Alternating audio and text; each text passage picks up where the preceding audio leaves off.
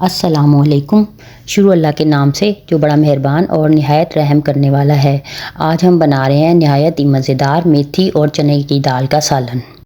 इसके लिए हमें चाहिए 1 पाव मेथी और आधा किलो पालक और 1 पाव चने की दाल।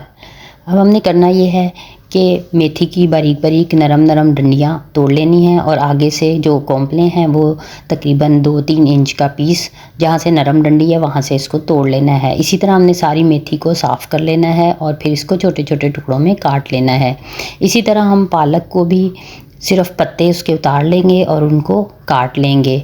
मेथी और पालक को हमने बहुत अच्छे से धोना है क्योंकि मेथी में बहुत मिट्टी होती है, इसलिए इसको हमने 2-3 पानी धो के अच्छी तरह से छलनी में डाल लेना है ताकि एक्सेस पानी भी हमारा निकल जाए। इसी तरह हमने पालक को भी 2-3 पानी अच्छी तरीके से धोकर छलनी में डाल लेना है।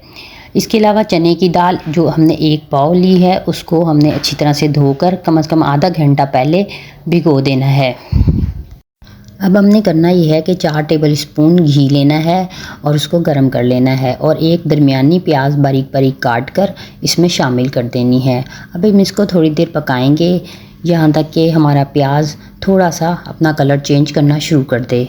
जब प्याज का कलर चेंज होना शुरू होगा तो साथ ही हम इसमें मेथी डाल देंगे जो कि हमने धोकर पहले से छलनी में डाल के रखी हुई है। अब हमने इसको ऐसे ही नहीं छोड़ना बल्कि हम इसको दरमियान में चम्मच हिलाते रहेंगे ताकि ये नीचे ना लगे और इसमें मौजूद तमाम पानी खुश्क हो जाए, यहाँ तक कि घी अलग हो जाए और मेथी खुश्क हो जाए। जब मेथी खुश्क हो जाएगी, घी अलग हो जाएगा, तो फिर हम इसमें कटी हुई 7-8 हरी मिर्चें शामिल कर देंगे। इसमें हमने ज़्यादा मसाला जात नहीं डालने, सिर्फ हरी मिर्च, नमक और हल्दी ही हम इसमें डालेंगे। अब हम इसमें 2 चम्मच नमक और 1/4 चमचा हल्दी का शामिल करेंगे। अब हम इन सब चीज़ों को मिक्स कर लेंगे और इसके बाद हम इसमें कटी हुई पालक जो कि हमने धोकर स्टीम की हुई है उसको हम शामिल कर लेंगे। इसको हम धोकर छलनी में डालकर पालक उस तरह भी डाल सकते हैं। जब हम पालक इसमें शामिल कर देंगे तो फिर हम इसको अच्छे तरह से मिक्स करेंगे और साथ ही इसमें हम दाल जो कि हमने पहले से भिगोई हुई है वो शामिल कर देंगे। अब हमने इसमें इतना पानी डालना है कि दाल अच्छे से गल जाए। फिर हम इसको मिक्स करके ढककर दरमियानी आंच पर पकाएंगे।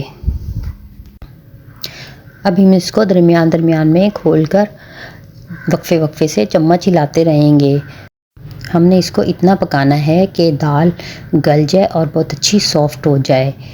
जब हमारी दाल गल जाएगी और सॉफ्ट हो जाएगी, लेकिन अगर इसमें पानी होगा तो फिर हम इसको आंच तेज़ करके कुछ देर पकाएंगे ताकि इसका पानी खुश्क हो जाए और ये अपना घी छोड़ दे।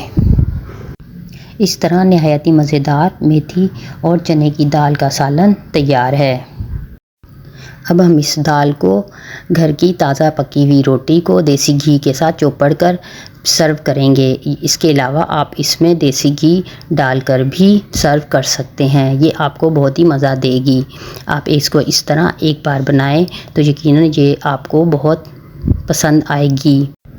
ये दाल बहुत ही कम मसालों के साथ बनी नहायत ही लजीज और फ़ायदेमंद भी है। आप इसको बनाएं और हमें बताएं कि ये आपको कैसी लगी। साथ ही हमारे चैनल को सब्सक्राइब करें और हमारी रेसिपी को लाइक करें, शेयर करें।